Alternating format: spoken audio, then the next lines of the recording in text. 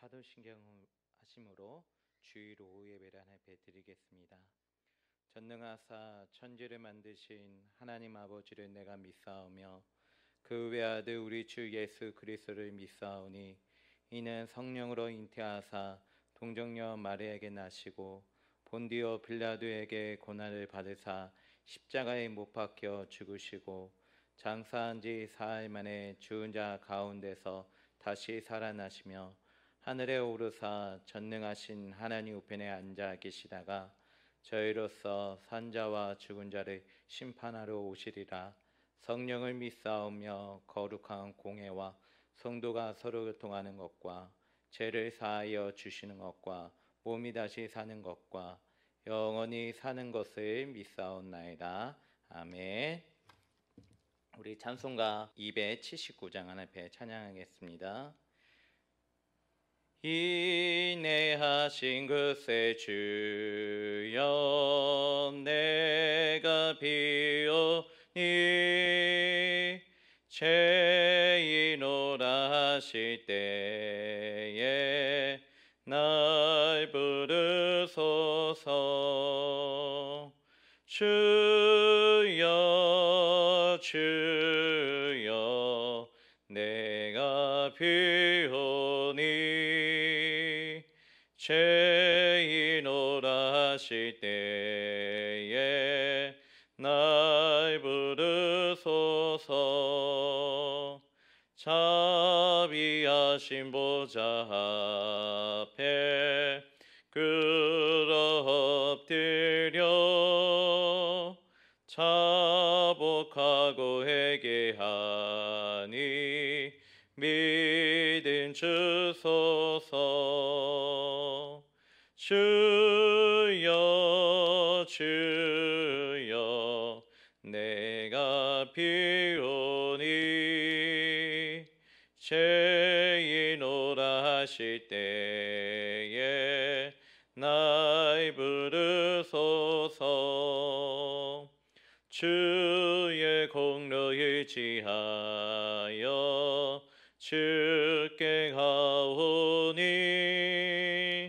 상한 마음을 고치시고 구원하소서.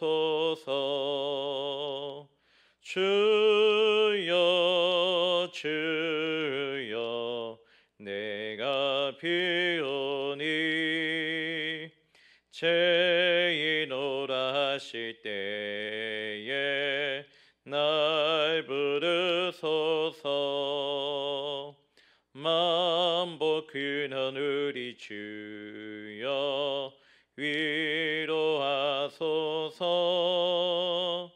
우리 주와 같으시니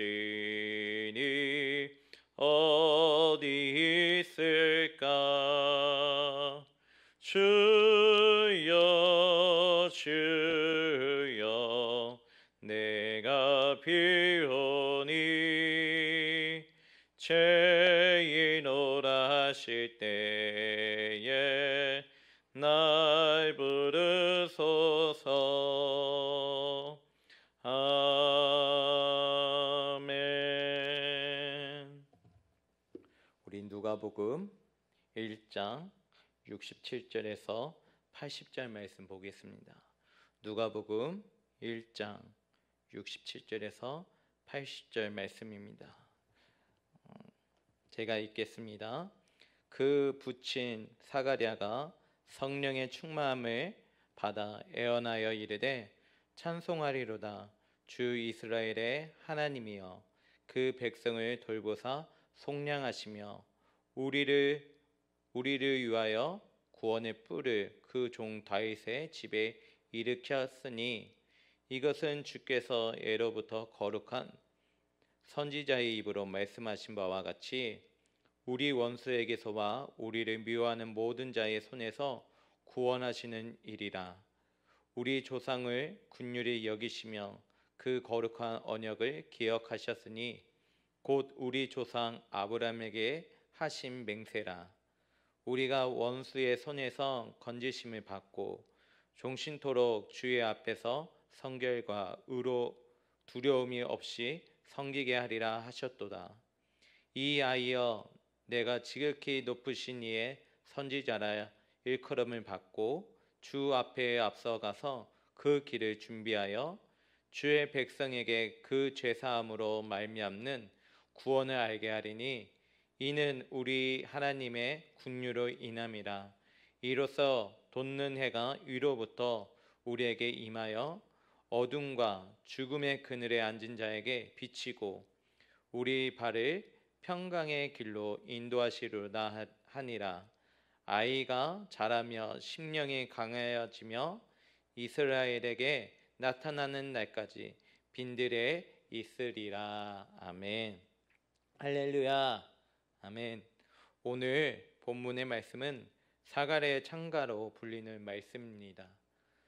그런데 단순한 찬양이 아니라 예언적 성경을 가지고 있습니다. 그 이유는 누가복음 1장 67절 말씀에서 찾을 수가 있는데요. 우리 같이 67절 말씀 같이 읽겠습니다. 그 붙인 사가랴가 성령의 충만함을 받아 애언하여 이르되. 아멘. 사가랴의 찬양은 성령의 감동을 받은 애언적 말씀이라는 사실입니다. 특별히 애언이라는 것은 하나님의 마음을 백성에게 전하는 것을 말합니다. 그런데 이 애언의 말씀은 단순히 이스라엘 백성을 위한 말씀이 아니라 인류를 향한 하나님의 뜻을 드러내고 있었습니다. 아담의 타락 이후에 하나님과 원수가 되었던 인류를 향한 하나님의 계획이 무엇인지 이제 분명히 드러나게 되었던 것입니다. 오늘 본문 말씀을 통해서 하나님이 어떤 분이신지 함께 묵상하는 시간이 되기를 원합니다. 첫 번째로는 언약을 기억하시는 하나님입니다. 사가랴의 창가의 핵심은 누가복음 1장 72절에서 73절에서 드러난다고 할 수 있습니다. 우리 다 같이 72절부터 73절 말씀 다 같이 읽겠습니다. 시작. 우리 조상을 긍휼히 여기시며 그 거룩한 언약을 기억하셨으니 곧 우리 조상 아브라함에게 하신 맹세라. 아멘. 세례 요한의 인생은 단순한 기적적 출생이 핵심이 아닙니다.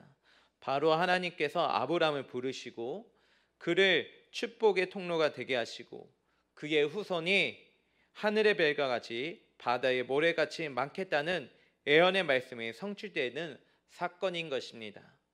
아브라함의 후손이 별과 같이 모래와 같이 많아지겠다는 것이 유대인의 숫자가 날로 확정되는 것을 의미하지 않고 아브라함에게 주셨던 언약은 예수 그리스도를 통해 이루어질 은혜의 언약을 향하고 있는 것입니다. 오늘 본문 누가복음 1장 69절에 나오는 말씀도 마찬가지입니다. 69절 말씀 같이 읽겠습니다. 우리를 위하여 구원의 뿔을 그 종 다윗의 집에 일으키셨으니. 아멘. 다윗의 언약을 통해서 주님이 하시고자 하셨던 핵심도 결국 은혜의 언약을 통해서 성취되었던 것이죠. 오늘 이 은혜의 언약의 핵심은 오늘 본문에 따르면 구원, 속량을 말합니다. 두 번째로는 구원과 속량입니다. 본문에서 계속해서 가르치고 있는 것이 바로 구원입니다. 구원의 뿔을 일으키셨다고 가르치고 원수와 우리를 미워하는 모든 자의 손에서 구원하시는 일이라고 가르치고 있습니다. 그렇다면 무엇으로부터의 구원입니까? 먼저 죄로부터의 구원이며 죄로 인하여 사단의 종 되었던 상태에서의 구원을 말합니다. 이것은 하나님께서 구약시대의 언약을 맺으신 목적과도 같습니다. 하나님께서 아담이 하나님과의 언약을 파괴함으로 죄가 들어오게 되고 하나님과 원수가 되었던 것입니다. 이후에 하나님께서는 노아 언약, 아브라함의 언약, 모세의 언약 등을 통하여 인간을 포기하지 않으시고 회복하고 구원하실 계획을 설립합니다. 그리고 구원의 성취를 위해서 메시아를 보내주실 것을 예언하셨습니다. 거룩한 선지자의 입으로 말씀하신 바라는 말씀은 선지자들이 예언한 메시아의 예언을 염두에 두고 하는 말입니다. 요한의 탄생은 구약 시대의 선지자들이 예언한 말씀의 성취였습니다. 사가랴가 예언할 때 요한의 메시아가 아닌 메시아의 앞길을 예비하는 구약 선지자들이 예언했던 광야에서 외치는 소리임을 말하고 있는 것입니다. 그리고 메시아이신 예수님이 오셔서 죄악에 빠져 절망하는 그의 백성들을 구원하시는 것입니다. 사도 바울은 이렇게 기록하고 있습니다. 로마서 8장 2절의 말씀해 보니까 이는 그리스도 예수 안에 있는 생명의 성령의 법이 죄와 사망의 법에서 너를 해방하였음이라. 아멘. 구원이란 죄와 사망의 법에 있던 우리를 생명의 성령의 법으로 옮기시는 사건을 말하고 있는 것입니다. 요한의 인생은 그러한 메시아의 탄생을 준비하는 인생이었습니다. 그가 구원 역사의 주인공은 아니었지만 그가 구원 역사의 조력자로서 주님의 길을 예비하는 놀라운 사명을 받은 것입니다. 구원 역사의 주인공은 오직 예수 그리스도이십니다. 우리의 가장 큰 영광을 그리스도의 구원 역사에 동참하는 것입니다. 세 번째로는 이 시대의 세례 요한이 되자는 것입니다. 그렇다면 이 시대에 우리가 세례 요한의 역할을 감당한다는 것은 무엇을 의미할까요? 첫 번째로는 누가복음 1장 77절의 말씀에 보니까 죄 사함으로 말미암는 구원을 알게 하는 것입니다. 세례 요한은 이 땅에서 회개할 것을 선포하였습니다. 특별히 세례를 주며 사람들로 하여금 회개의 세례를 받게 하였습니다. 그런데 이제 이 시대의 세례 요한은 불로 세례를 주는 자들입니다. 예수님의 제자들은 성령으로 세례를 베푸는 자들이었습니다. 또 사도행전 19장 6절에 이런 말씀이 있습니다. 바울이 그들에게 안수하매 성령의 그들에게 임하심으로 방언도 하고 애언도 하니. 아멘. 바울이 세례 요한의 세례받게 알지 못하는 자들에게 안수할 때에 성령이 그들에게 임하는 역사가 나타났습니다. 이처럼 우리는 주님의 구원 완성 후에 새로운 시대의 세례 요한으로서의 역할을 해야 합니다. 세상 사람들로 하여금 죄를 알게 하고 그 마음을 돌이켜 그리스도께 돌아오게 해야 하는 것입니다. 그래서 다시 오실 주님의 길을 예비하는 자가 되어야 합니다. 세례 요한은 예수님의 초림에 예비했다면 우리는 예수님의 재림을 예비하는 자들이어야 하는 것입니다. 예수님께서 비록 아주 긴 시간이 걸렸지만 그 언약에 따라 예수 그리스도께서 오신 것처럼 비록 재림의 약속이 있은 후에 2000년이라는 시간이 지났지만 주님이 반드시 다시 오실 것입니다. 우리는 주님의 재림을 준비하는 세대로서 죄악된 세상 앞에서 거룩한 자들로 진리를 수호하며 하나님 아버지의 마음을 이 땅 가운데 선포하는 세대가 되어야 할 것입니다. 사랑하는 성도 여러분, 16년도에 경주시에 규모 5.8의 지진이 일어났습니다. 그리고 17년에는 포항에 규모 5.4 지진이 일어났습니다. 그 전에는 가뭄이 있었고 조류 독감, 메르스, 사스, 현재는 코로나 바이러스 등 생각지도 못한 수많은 질병과 재난의 소식들이 들리고 있었죠. 우리나라만이 아니라 세계적으로 전쟁과 기근, 재난의 소식이 넘쳐나고 있습니다.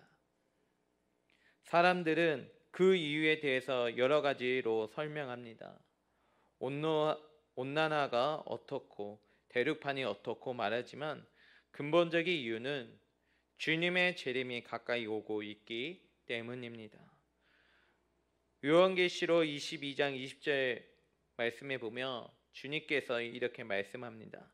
내가 속히 오리라. 아멘. 약속하신 주님의 말씀처럼 주님께서 오실 날이 멀지 않았다는 것입니다.